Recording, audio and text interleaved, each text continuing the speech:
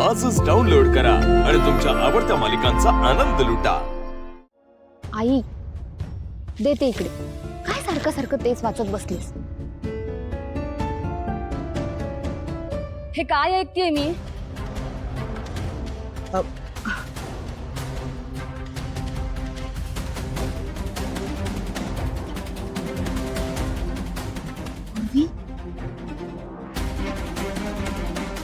हा का ये पूर्वी ये। पूर्वी तू इथे कशी काय? नाही म्हणजे आता? हो ना। ये बस ये बस।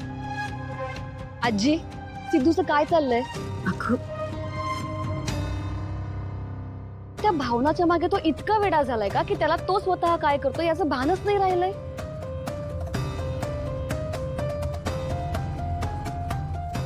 पूर्वी काय झालं ग? आता काय केलं आमच्या सिद्धूने?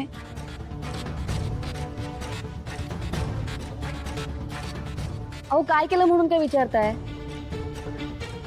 काल सिद्धूने वटपौर्णिमेची पूजा केली ना?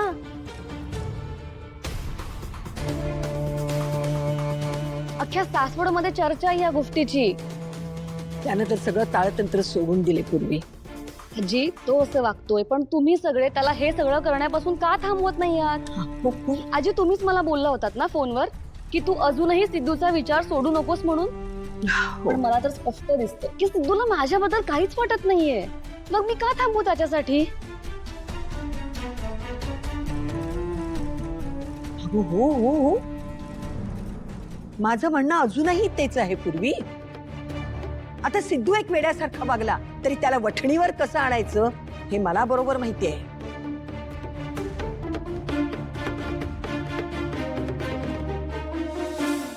आणि हे बघ बाळ, या घरची सून तर तूच होणार आहेस, तेव्हा तू टेन्शन घेऊ नकोस आणि माझ्या सिद्धूला विसरायला सुद्धा जाऊ नकोस। बाकी सगळं तू माझ्यावर सोड।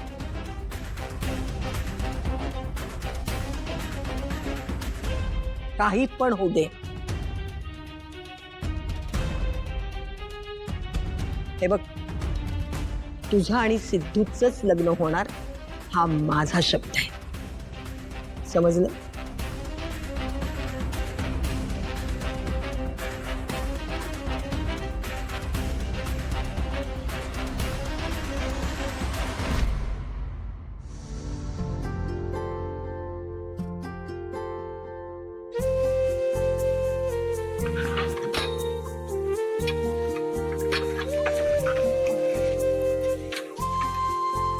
जयंत, मी काय म्हणते, भावनाताई सोबत जे काही घडले ते होऊन आता 2 दिवस झालेत, तर आपण आता जाऊयात का सासवडला?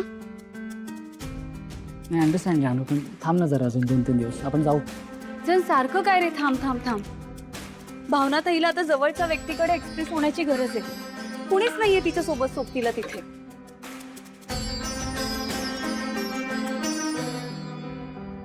जानू बोलेल ती कोणाशी तरी। जयंत, ती कोणाशी तरी व्यक्ती मीच आहे, तिला माझ्याशीच बोलावंसं वाटत असणार आहे। जानू, असं नसतं, प्रत्येकाच्या आयुष्यात कोण ना कोणतरी असतंच। हे बघ, आता तू आधी तिच्याशी बोलायचीस, आता माझ्याशी बोलतेस। जयंत, आता मी तुझ्याशी बोलते कारण आपलं लग्न झालंय, तू नवरा आहेस माझा, तू माझ्या आयुष्यात आलायस। असं माझ्या भावनाताईच्या आयुष्यात कुणीच नाहीये रे। ओके, बरोबर आहे तुझं। तिचं अजून लग्न झालं नाहीये म्हणून तिच्या आयुष्यात तिचा जयंत अजून आला नसेल कदाचित, पण एखादा मॅड असेलच।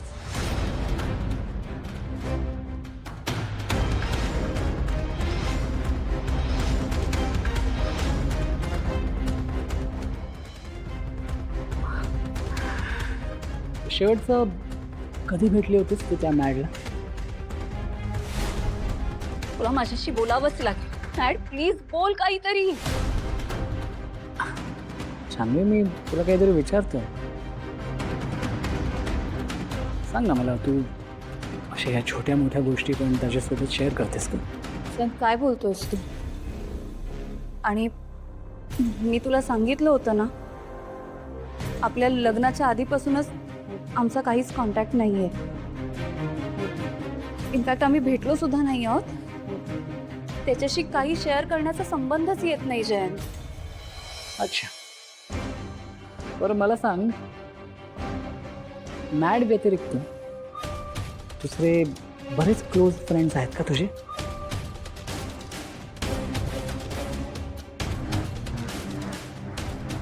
आता काय सांगू मी जयंतला. मी जर हो म्हणाले तर तो मला इतर मित्रांची नावं विचारेल, आणि जर का मी नाही म्हणाले तर त्याला असं वाटेल की मॅड एकटाच माझा मित्र होता. काय करू मी आता?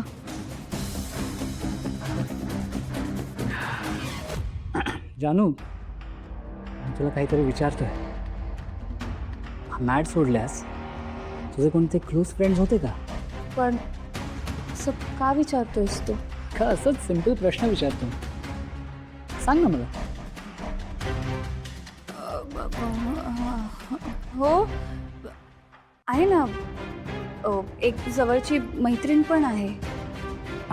मैत्रीण? कोण, म्हणजे काय नाव तिचं? जानू, मला तिचं नाव सांग. तन्वी. तन्वी.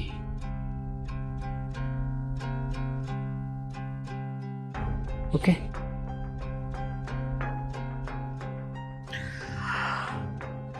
तन्वी सोडल्यास दुसरा कोणी मित्र होता का तुझा?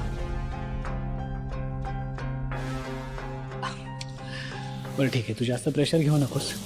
मी तुझ्यासाठी कॉफी घेऊन येतो. अरे देवा, ही पण मूर्खच आहे. उगाच जयंत समोर तन्वीचं नाव घेतलं.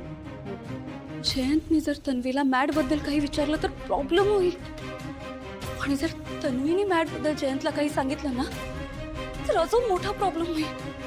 काय करू मी?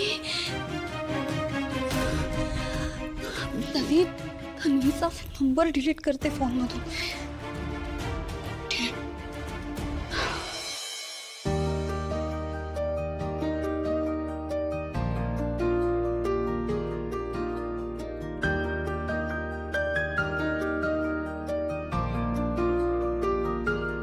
चहा घे सिद्धू.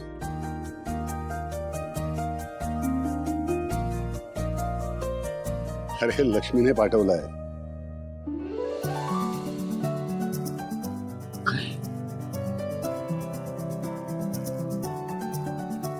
काय?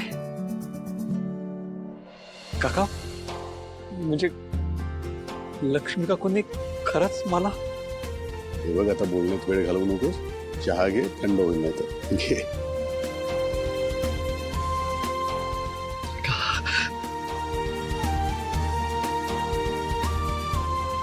लक्ष्मी,